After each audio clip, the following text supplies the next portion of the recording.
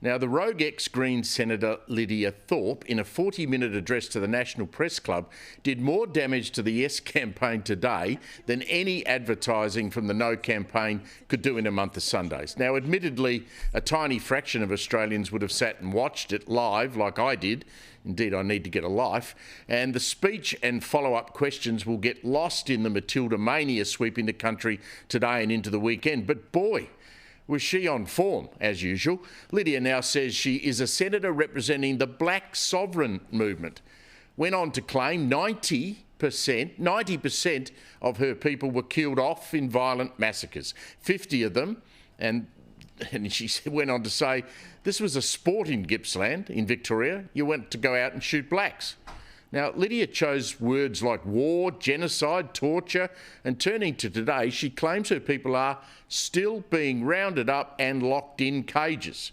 Now, presumably, Lydia believes no Aboriginal person should ever go to jail, despite their crime, and she claims Indigenous children are still being snatched, her words. But it was near the end of this rant where Lydia Thorpe did the most damage, I think, to the Yes campaign. She labels the section of the No campaign that she's not in as racist conservatives. There are three positions on this proposed voice.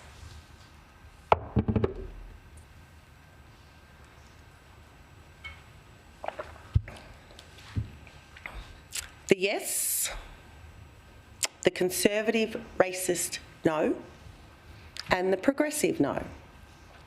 The so-called progressive No is the position of the Black Sovereign movement and others. We get attacked by the Yes campaign for siding with the racists, by standing in the way of progress. Yet we are actually doing the opposite.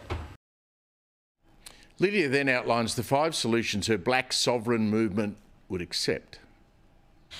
What we need is an end to the war on our people that started on the day the boats arrived. There are 5 elements to how we get there, just like there are 5 elements in nature. The 5 elements of the way forward are truth-telling, implementing the recommendations of the Royal Commission into Aboriginal Deaths in Custody, as well as implementing the Bringing Them Home report to stop the children from being taken away, implementing the United Nations Declaration on the Rights of Indigenous People, which we know Labor are stalling and blocking at every chance they can get, and treaty. And most damaging of all, she outlines what we all believe will eventually come treaty. Our people have never ceded sovereignty. We have never given up our right to manage our own lands and our own people. This land doesn't belong to the Crown. Come on. It never has. And it should be handed back. There is a lot of money owed to First Peoples. I mean, look at the resources that have been extracted over 200 years. She then finished with this assessment of the nation that's paid her salary, first as a Victorian MP, now a federal senator. I don't think a yes or no result is going to make any difference, regardless of what it is. If it's no, well, we know that the country's racist, like it is. It is a racist country.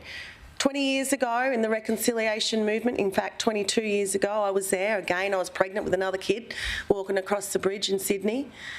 The ultimate outcome of the reconciliation movement back then was that the country was too racist to reconcile. In a nutshell, Lydia Thorpe wants a colonised nation of racists to apologise for imperial occupation and theft and start returning stolen land.